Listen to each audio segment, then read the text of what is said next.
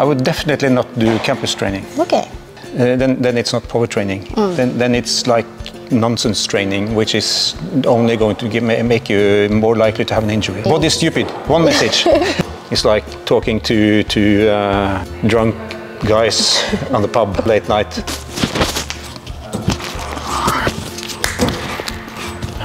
Conclude that I'm not ready to do the clap. Oh, you can try. I don't want to die. It's not injury, it's just pain. Yeah, and you can go like backwards, backwards, backwards, backwards, backwards, backwards, and then it stops here. And now for some more power. Yeah. Yeah, power. We like power. You're throwing like a little girl. Yes. Harder. Here's rich though. But you're weak.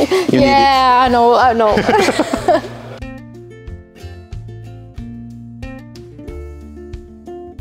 So now we have finished our bouldering session downstairs, and we got some tops and some new moves in our repertoire. And we have now reached the second floor where the training base is. And normally I would go straight to the campus board and see how fast I can go to the top.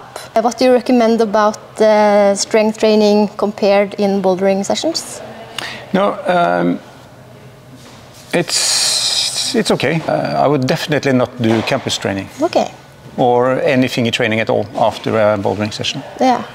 And the reason is it's no use. Okay, why? No, because you're too tired. If you again, if you need to focus on what's your main aim with the training. Yeah. And as I tried to say earlier, you need a broader aim than one session. You need to focus on a longer period of time. I would recommend at least 3 months at a time. Okay. Because then you don't have to do you can't put everything into one session, because then the message to the muscles, to the physiology, it gets blurry, and your body won't understand what to do. Okay. Because the body will try to, it's not trying to, it will interpret what you're doing, and try to, and the body will see where am I most likely to get injured, and then focus the physiological adaptation into that main area where you are in danger of having an injury. So if you have been bouldering and your fingers are stressed and you go to finger training, it will... No, you're not going to... The single one most important thing in training is the intensity of training. Okay. So you have to target the correct intensity zone for the training adaptation to fit the aim of the training. So if you're training for power, yeah, you need to be totally fresh. Okay. Because now everything we do is going to be slower than our maximum effort, which makes it then it's not power training. Then it's like nonsense training, which is only going to make you more likely to have an injury. Yeah. So trying to do campus boarding or any power training at all after a bouldering session or after a long climbing session, it's useless. Then if you feel that what you need is to gain more power, then you need to do the warm-up and then the power training. Yeah. And then finish, or then go bouldering, or? No, if you do the power training and power is the main focus, then you go and you do the power training, and then you can do some technical drills or some rehabilitation training. Okay. Yeah. Because if you do the power training first and then you try to do some endurance training, yeah, then again you are going to give the body a more blurry message, and the body won't understand what you want. So have one focus in each session. Like if your goal is to train power, do power the whole session, or injury preventive stuff.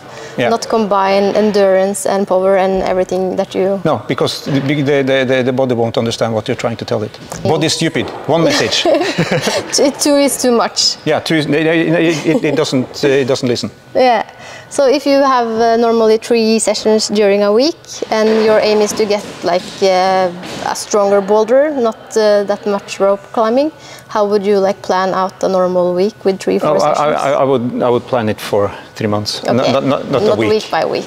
Not week by week, because it's the physiological adaptations takes at least 4 weeks, usually 6 weeks before the body is going to start to adapt.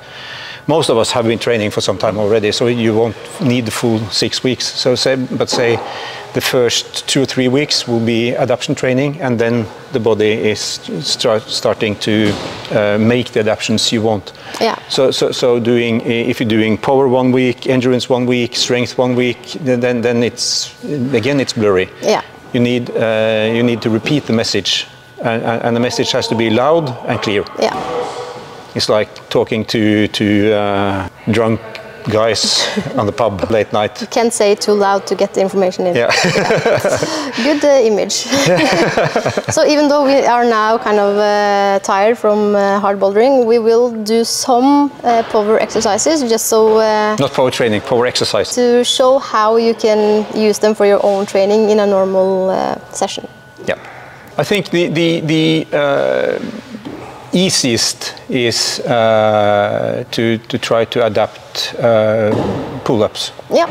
And maybe one point we need to make before we start is that power training is usually in between 60 to 80% of your 1 repetition maximum.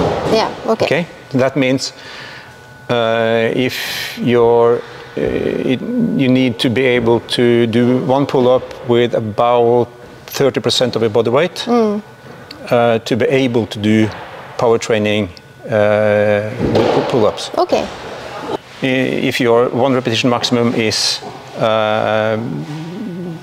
lower, so your body weight is closer to 1 repetition maximum than 80%, then you need to do adaptation to the training. You need to use either some rubber bands to stand on to make it easier, or you can do something with your feet on the ground instead. I will show some exercises with the rings and stuff instead. Okay, very nice. When you're doing 8, you're probably doing it slow. So very slow. slow.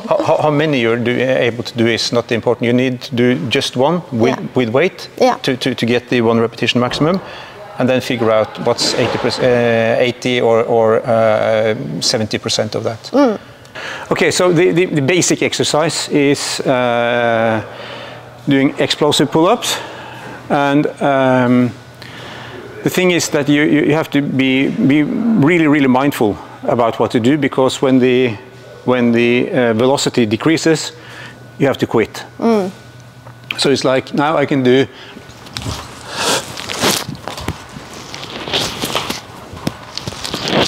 and that was max speed? Max speed. Yeah. That was the aim now, to just go as fast as possible. Fast as possible. Yeah. And when the velocity decreases, so when the pull-ups start to look like this, it's over. Okay. Then you just go down. It's no longer power training. Yeah. You have to be super fast. Yeah. And the easiest way to kind of make sure that it's power training, you could either do pull-ups and reach. So it's like this.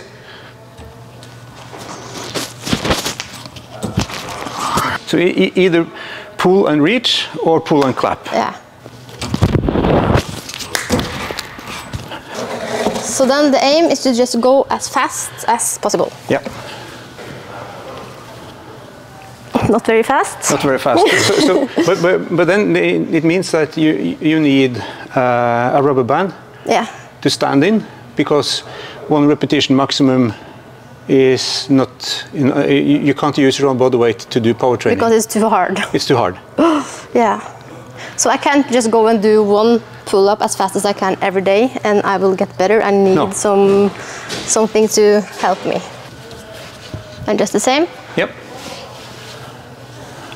Yeah, it's better, closer. Yeah. So we can conclude that I'm not ready to do the clap. Oh, you can try. I won't die. Since you're not able to do power training like this, I would recommend to do it with your feet on. It should have been a foothold or something here. Yeah.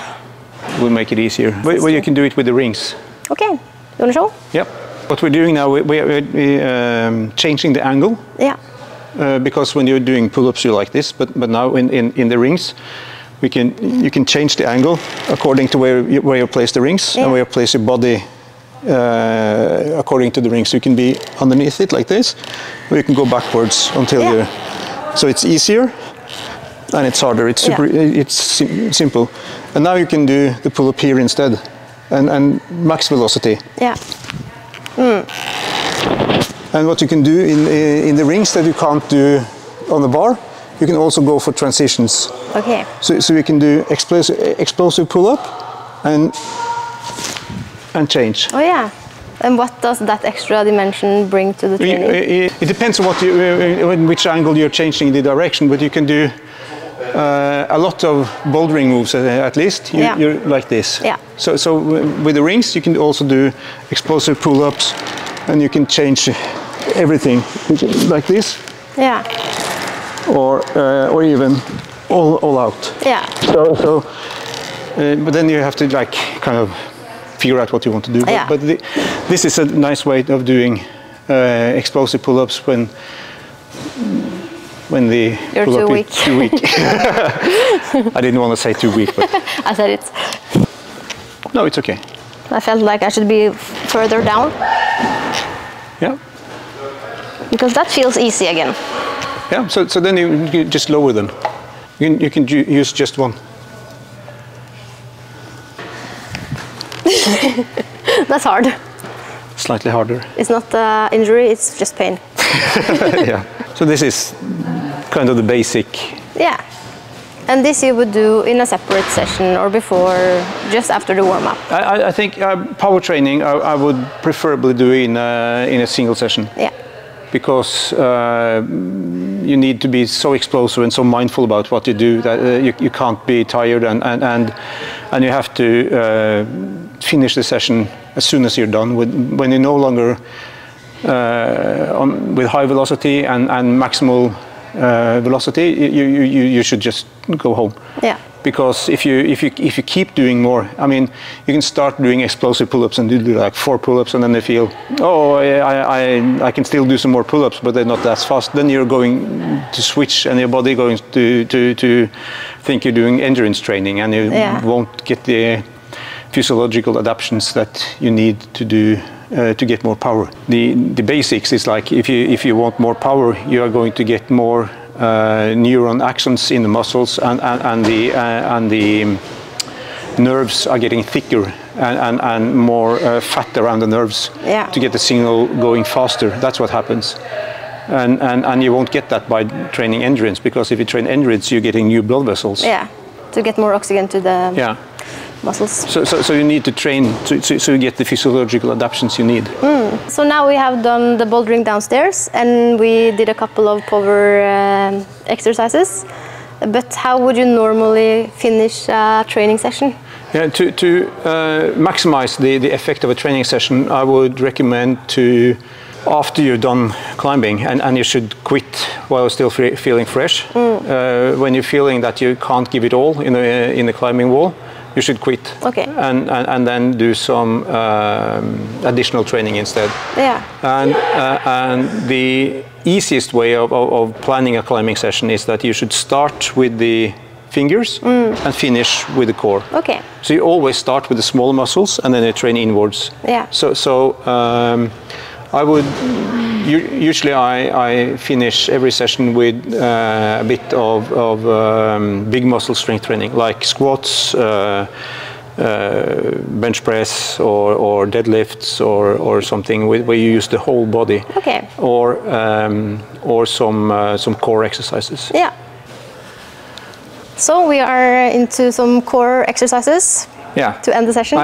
I'm a bit lazy and I don't have so much time, so I try to mix, so I can do work several muscle groups in each exercise. A lot of climbers have weak knees, weak feet, so I'm going to show you first one exercise for the thigh and the core in once. Yeah. And then we can do a couple of others. Okay.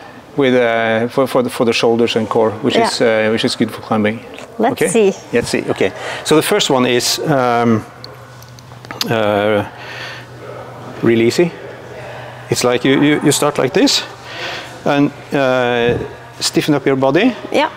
And lean backwards as long as you can go.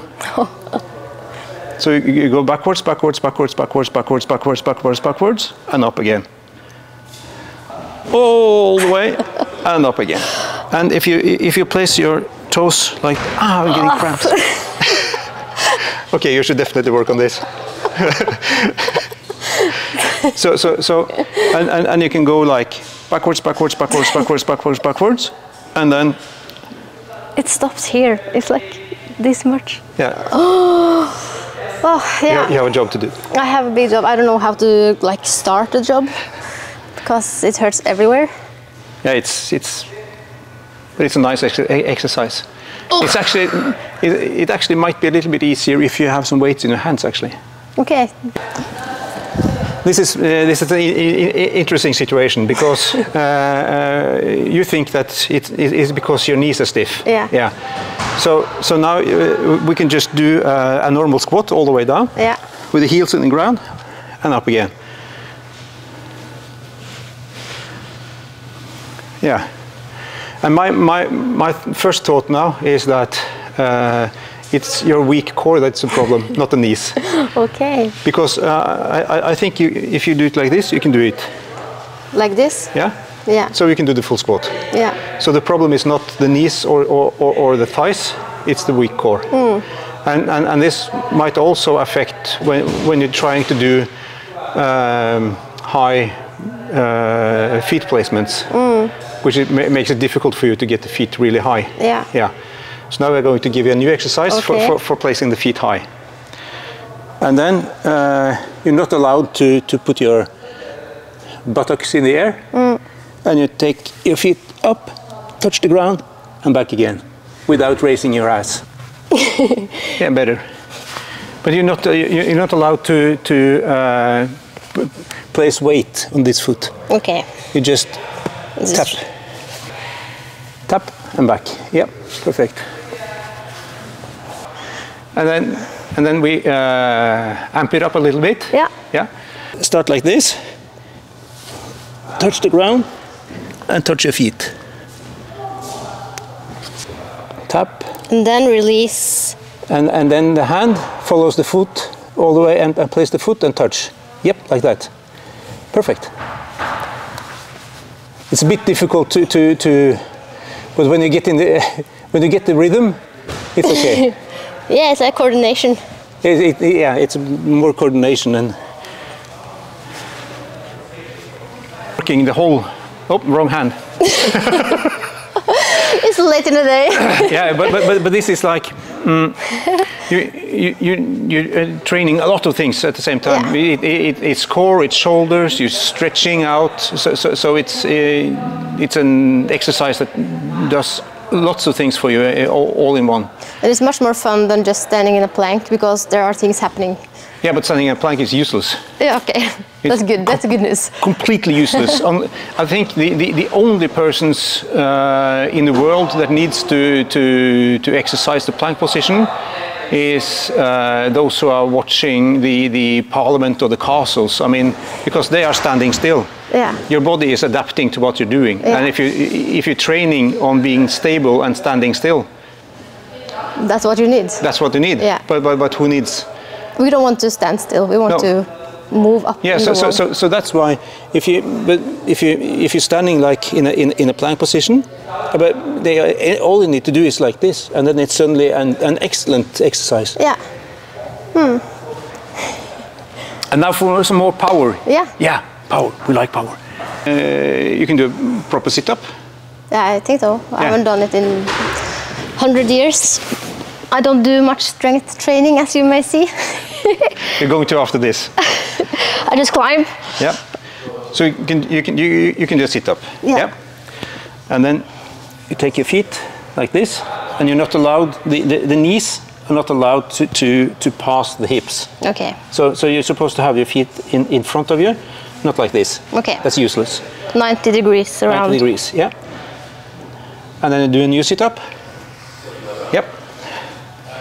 And now for the for the explosive training, I'm placing the ball here. Yeah. And you are going to kick the ball in the air. Mm-hmm. Kick it. Take it with your hands. Smash it in the floor and throw it back to me. Like this? Yep. And throw? Yeah. Okay. Let's Kick go. it up. Kick it up. No! I lost it. And where are your knees? All over the place. Yep, like this. Kick the ball to your hands, catch it, throw, slam it, throw it. And you lift your head as well. Your head is not resting. Yep, harder. Harder. Hit me, and where are your knees? Watch your knees. Throw it harder. You're throwing like a little girl. Yes! Harder. Harder. That was fun. Yeah. You're rich though. But you're weak. You need it. Yeah, I know. So this is also explosive training. Yeah. Because and you should also do some jumping, because in climbing you can't be explosive only with your hands. You can't only do pull-up training like and clap, because you need the full coordination. Yeah. You need to be explosive in the core and the feet as well. And then you're thinking like box jumps or just regular? Yeah, whatever. Anything that makes you go off the ground? Yeah. Yeah, so nothing fancy, just... No, just keep it simple. Jump, length jumps, high jumps, side jumps, whatever. Yeah. It's not magic or very difficult, just make it simple. Yeah, and something that you're able to do during a normal week. Yeah. And the thing is, like basic exercises like this, you can do them as a warm-up or after you have finished your training. And I think maybe a lot of people always ask, what's the best exercise for this and that? And it's like, it's rubbish. There are no best exercise. The best exercise is the next exercise. Yeah. And so always develop and do. Yeah. So when those I'm training, I give them a sheet of maybe 10 or 12 different exercises. And after every climbing session, they do 3 of the exercises. And then the first day you do exercise number 1, 2, 3. Second day you do number 2, 3, 4. Yeah. So you switch. You take one exercise out every time, because what you're not going to be. I mean, this is a great exercise. The one with throwing the ball is great exercise. But if you do only this exercise, it's useless, because you're not going to be the world champion in sit-ups, ball throwing. So you're going to get better at climbing. So then you need to do different exercises all the time, but still targeting the same muscle group. And it's the same in the climbing world as well. If you only go to jugs, you will never get better at going to crimps or pinches. You have to try all of the different holds and all of the moves that you can. Yeah. So it's the same principle. Or principle. Rector. Yeah. The main message must be that the best exercise is the next exercise. Yeah. That's good. I will try to make a list with strength exercises that I would include in my own training the next sessions. Yeah. It'll be fun. Good luck.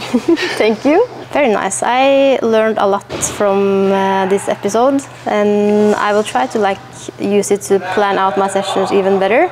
And I think I also would need to hire a coach to help me suit it to my own level and my strengths and weaknesses. We can help you. Yeah, that's good. Yeah, can do it. And thank you for joining the video. It was really cool to see you climb and hear about all of your knowledge about climbing injuries and training. Yeah, I hope so. And maybe we will make another video in the future, hopefully, about more injury preventive stuff. Yeah, we can do that.